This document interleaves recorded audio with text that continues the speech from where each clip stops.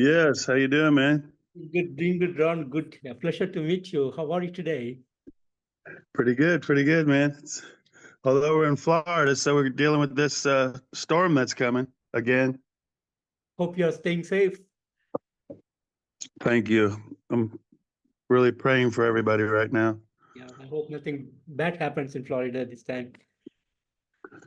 Yeah, man. Yeah. Oh. So, Ron, your fifth studio album, Jeopardy Room, is to be out on this Friday. So, would you like to tell me a bit on the songwriting and production behind this new upcoming album? Sure.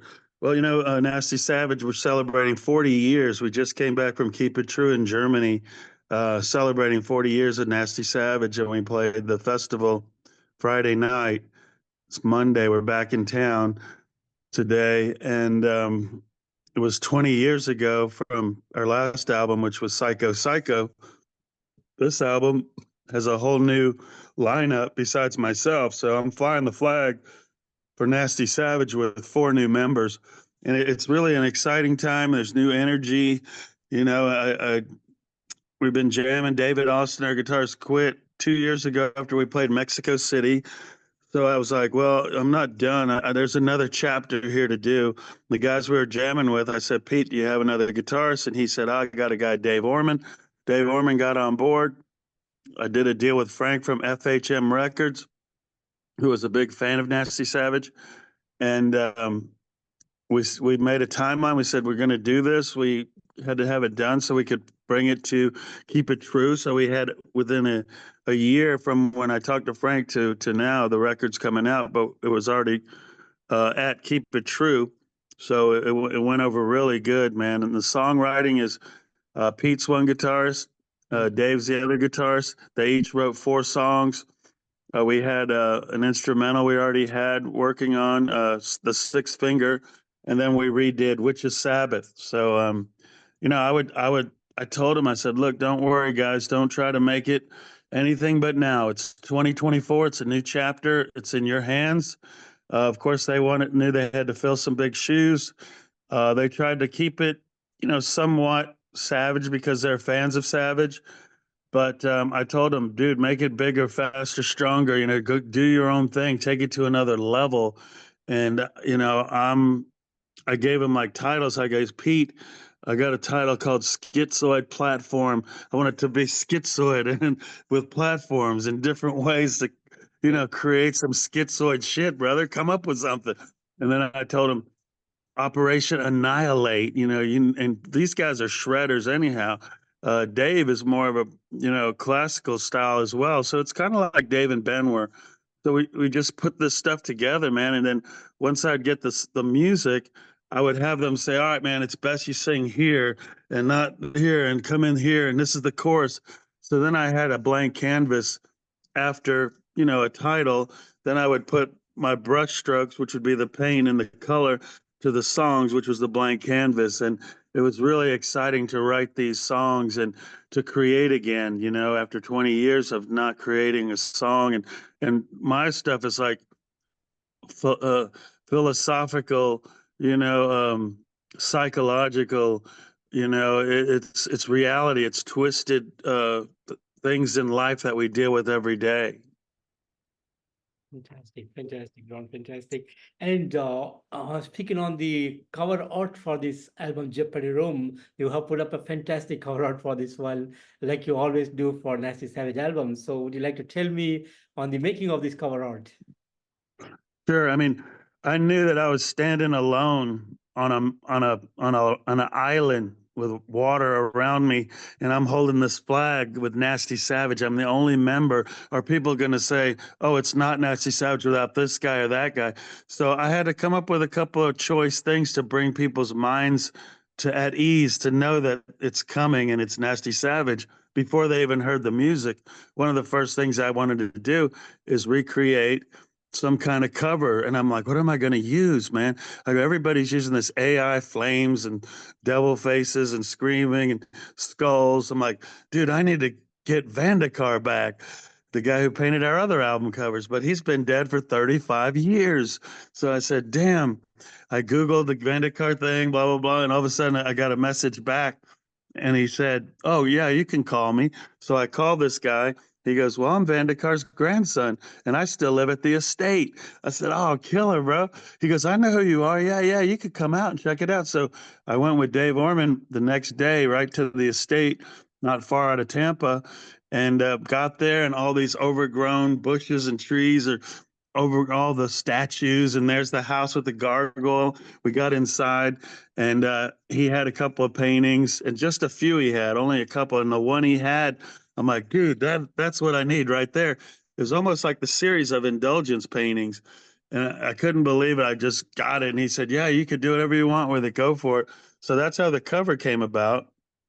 And then going back to Morris Sound Recording Studios was another important part that we, brought the reality back to where it all began at Morris Sound. So we had Morris Sound. I knew we were going to get a good production out of that. And then I made the call to John and Donald Tardy because we were going to redo Witch's Sabbath from the demo tape. And I wanted those guys to be a part of this because in the early days, they in the 80s, they came to my mom's house, knocked on my mom's door, and my mom said, oh, there's two boys at the door. They want to talk to you. I open the door, and they're on bicycles, and there are two kids there, and they go, are you Nasty Ronnie? I go, yeah. And they go, well, we're John and Donald Tardy. We want to know how to start a band. And I'm like, dude, you guys came to the source of metal marketing, and you guys are genius. You're brilliant. I said, let's go to Lithia Springs, throw the Frisbee for about 5 hours and get in my Chevelle. Let's go. So I kind of schooled them a little bit, and the rest is history for those guys. But they put us in that video, 10,000 Ways to Die, and they honored us in that as a animated video, and it has over 7 million views. So bringing those guys in from the old to the new made it real, and they have a big following too. So they're all excited to be a part of it. And John Tardy did the vocals with me, and Donald did the drums. And then going back to Morris Sound, and the other thing I had to do was, hold on, sorry. Bless you. All right, damn. So the other thing I did, damn it. Would you like to have some water? Huh? Would you like to have some water? You can have some water. I'm okay. So the next thing I did is I reached out to Fred Dragishin, the original bass player, and I got him to help write the original the intro, which Invocations. He was going to write a song. He was going to write Jeopardy Room, but didn't get it to us in time. So we went ahead and wrote the song. Then he sent it to us, and we took a part out of what he wrote and made it the intro because I wanted him to be a part of this to bring it all back into now. And it all kind of fell into place, man. It all fell into place. Beautiful, beautiful, Ron. And Ron, I had the pleasure to listen to the album Jeopardy Room, like 11 mind-blowing songs, keeping up with the classic thrash metal vocals and musicianship. Totally mind-blowing album. Each and every song beautifully crafted, great delivery. I totally enjoyed each and every song from this album. So I want to thank you and the band for the musical awesomeness. And as a band, as a creator, how do you guys feel about the outcome? About the album? About the album. How do you feel about the outcome? outcome? The outcome.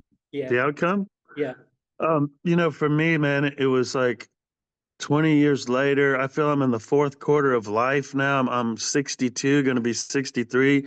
You don't know how much time we have, so you want to make the most of it. And the other guys are all younger, so I try to instill passion, emotion, and really let them know that I brought him in earlier to meet Jim Morris, the engineer, because I wanted him to know who we were going to be working with. And Jim is like the sixth member. I call him the sixth finger because he's not only an engineer, but he's like a producer. And we're on a fast timeline. We did this whole album in 8 sessions, including master, mixing. I did my vocals in a day and a half, the drums in a day and a half. So, we were on a timeline, but working with Jim Morris, I knew he was going to take care of us. And if we would have done this anywhere else, it would not sound like it does. So the key was getting in more sound, and then everybody doing their parts.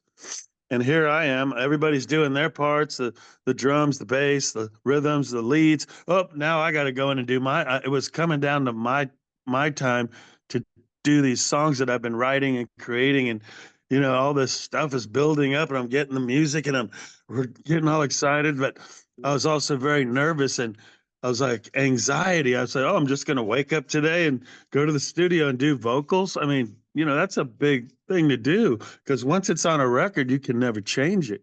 And then with the time we had in the studio, we had to be very, on top of our game. So each song just started sounding cool. And like you said, they all have their own identity. And that's what I'm most proud of is, some bands you put on the record and you track 1, good, track 3, good, track 7, 8, all good, but they all kind of sound similar. Where not this Nasty Savage offering is, I think, a unique offering where each song has its own identity, and I'm really proud of that. Um, from Aztec Elegance, Southern Fried Homicide, there's just stuff that I could listen to this album like 3 times in a row and not get tired of it.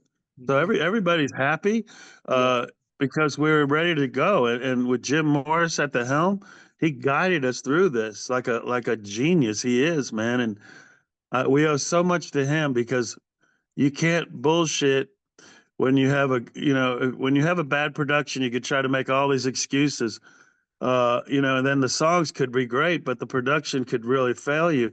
But when you start with a good foundation, building a building or building anything, like building a song, but building a production, an album with good production, shit, man, no one's ever going to say that production sucks.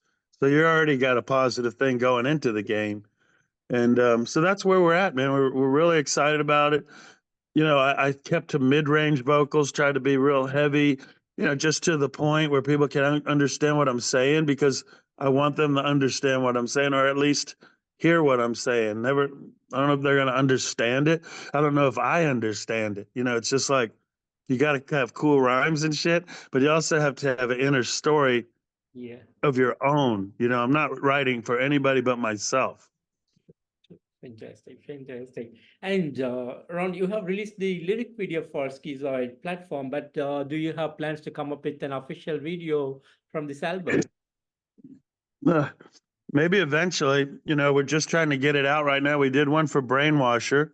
There's the song was released, and then we did the lyric video to a Schizoid platform, and now it's in production and going to be released this week. Witches Sabbath is going to be the next lyric video, will be the last one. And then, once the record comes out, and it's a smaller label, so, we're just doing things step by step, and we're not trying to rush anything. We're trying to make the most of what we have, and in this day and age, it's a lot different than the last 20 years ago, when we were releasing some music that didn't get much marketing. There's not much social media or anything like that. So, we're taking it step by step, but excited because now the Obituary guys are going to start posting and pushing. They really haven't done much yet. They wanted to wait right till the record comes out, and I'm excited. I think there's a lot of good things still to come. Fantastic, fantastic. And Friday, do you have any release party or a release day show? No. We just went to Europe and went to Germany, in and out in 4 days. It's just a whirlwind. Played to, we did an autograph session at Keep It True, and we were supposed to do it for 30 minutes. We were there for 90 minutes, and still half the people didn't get a chance to meet us at the autograph session. So it was one of the longest lines they said they ever had. And it's just an exciting time, and it's all coming quick now, and it's just exciting. We're just going to try to enjoy the moment, and we really don't have a big distribution at all in America. So working on that stuff, and just taking it step by step, and it's just but people like you and the things that you do for heavy metal and to get the word out are so important, man. What you guys are doing, what your source of knowledge is, and helping spread the word, spread the Nasty Savage word, man, because we're stuck in this room, It's called the Jeopardy room, man. It's like, what is the Jeopardy room? What door do I come out? How do I get out of this room? Let me open this. Oh, it's a schizoid. Let me open that one. It's a Operation Annihilate. Oh my God, let me get out of this room. And oh no, I'm in Aztec elegance now. So is it the six finger room, or now I'm on the highway driving and I'm in jeopardy there, trying to get into the right lane and no one's letting me over. The red lights, traffic, it's the hustle and bustle trying to get to work, punch the clock. 40 hours, so your boss doesn't fire you again or, warn you because you're late. Or how do I pay my bills? How do I keep my wife happy or my kids with food? It's jeopardy every day, man. The weather, the electric bills, groceries, we're in the jeopardy room, man. How do we get out of it? Have a positive outlook at jeopardy as well. But that song, "Our Love's in Jeopardy, Baby." That's how I'm feeling. It's jeopardy. So it's just like we're dealing with it. It was indulgence back in the day. It was a penetration point. It was abstract reality, and now we're in jeopardy, in the jeopardy room. And Ron, 40 years of existence, how do you feel about the time you have crossed in the last 40 years with five full-length albums? So how do you feel? The road you traveled? Well, it's all cool, man, but that's the rear view mirror. I'm so worried about the front windshield stuff. And you can be the bug or the windshield. I'd rather just be the windshield. But you've got to, you like look back on all your records, all your songs, all the band members. You love them all equally. It's sort of like your children. You can't pick one or the other that you love, but the travel, the adventure, to me, it's always been about the people, and to make someone's day, to give them value. I remember before I was in a band, I used to go to the hotel by the gig, by the concerts, and meet Iron Maiden or Priest or Kiss or, Ozzy back in the day, all those bands. We'd go to every concert and meet them. And when they'd get out of their car or van and they were going up to their room after the show, and we'd be sitting there with our records and stuff, and they'd take a moment to sign our record, I'd say, that is a cool dude, man. I love that guy. And then the ones who didn't were dicks. We'd go, fuck that guy, fuck him. I'll tear that poster down off my wall now. So I always wanted to make someone's day and give a fan who's just a real person. I'm a real person. There's no high and mighty ground bullshit. I just want to be down with the people and give them a moment to talk to them, look them in the eye and hit them on the shoulder or grab their beard and shit, whatever, and sign what they have and just let them know that we care about them and we thank them. And those are some of the best things that I can remember. But it's all been a blur, but it's all been, 40 years of, I was proud that we were that first wave of Florida when there was only New York and San Francisco and LA with Metallica, Exodus, Slayer, and then New York had Anthrax. We had Sabotage, and then all of a sudden we come out of the swamplands of Florida and the beaches, and people are going, well, who are these guys and where they're from? So we had to make that stand and blaze a trail. Then the kids who are watching us back in the day created that next wave. I'm talking about people like Obituary, Deicide, Morbid Angel, Death, Atheist, and Nocturnus, and so many bands that were inspired by Nasty Savage. And that's what I'm really proud of, because now they're giving it back to us by just, giving us props and respect in interviews. And, we're visionaries. People say, you're a legend, brother. You're a legend. Nasty Ronnie, Nasty Savage. It doesn't matter. It's what I'm doing today that really matters. And if I could give value to others and give them something to remember by, and, there's so many shows people say, I remember when you did this and this happened. And, it's a part in Southern Fried Homicide says, joy and sorrow today and tomorrow. What greater crime than the loss of time? Get off your ass and go do something, produce, do it today, because joy and sorrow today and tomorrow. It's a crime if you don't make something happen and quit saying, I'll do it tomorrow. I'll do it tomorrow. So try to give these messages out to people as well about positive things. And it's the people you touch along the way that really make the difference. And some of these people are friends for life, and they've come to my house and we visit them in their land. it was so cool, man. People from all over the world were at Keep It True, from Russia, China, Bahrain, I mean, all over Italy, France, Spain. It's people from, it doesn't matter where you come from, people. It doesn't matter what color you are. We're here tonight going to celebrate together because we can never take this time back. So let's testify together and have a great moment. That it doesn't matter anything. Make the most of what you got. And the coolest thing is that music is what brought us all together to a common bond of joy. And it is joy, and you gotta make the most of it. Absolutely. Awesome, awesome, Ron, awesome. And Ron, do you have any plans on the merchandise part? Are you planning to have CDs, vinyls, t-shirts, something to go along with the release? Oh, well, yeah. I mean, Frank at FHM had it already at Keep It True. We had killer picture discs of the album, different color vinyls, the black vinyl as well. He had CDs, and I had some Nasty Savage T-shirts, but they were more generic, just logos. But so we'll be adding more of that stuff too. It's just, we're all trying to keep up with our own lives, and some people have jobs and families, so it's not a 24/7 job that we're doing, and we're really having to make it all happen when we can. And Frank's a smaller label, so it's hard to get funding for everything that we want to do. And but it's all happening, like I said, step by step by step. And I don't even have a booking agency and never have had a management company. So after 40 years, there's still a lot to do, man. It's still a lot to do. But at my age, you can't run out like a rabbit. You got to be that tortoise almost that gets that finish line because he's thorough and Yeah, productive and with vision and strategic.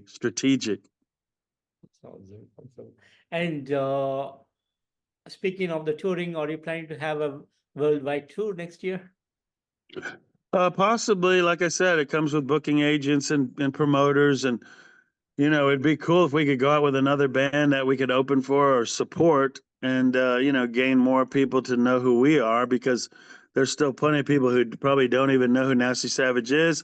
They're learning more about old school 80s metal. And, we are old school, man, from the 80s, from Brandon, Florida. We put it on the map. After that, Brandon and Tampa became the heavy metal capital of the world, then the death metal capital of the world. So, it all happened. Like I said, strategic marketing, strategic planning. We are getting shows that we're already booked on, but tours and things. Hopefully that all comes. But then again, we have to look at the logistics of everything and the business side of it. Yeah, awesome, awesome, awesome, Ron. And I Ron, love playing in front of people, man. That's what yeah, that's that's what I do best.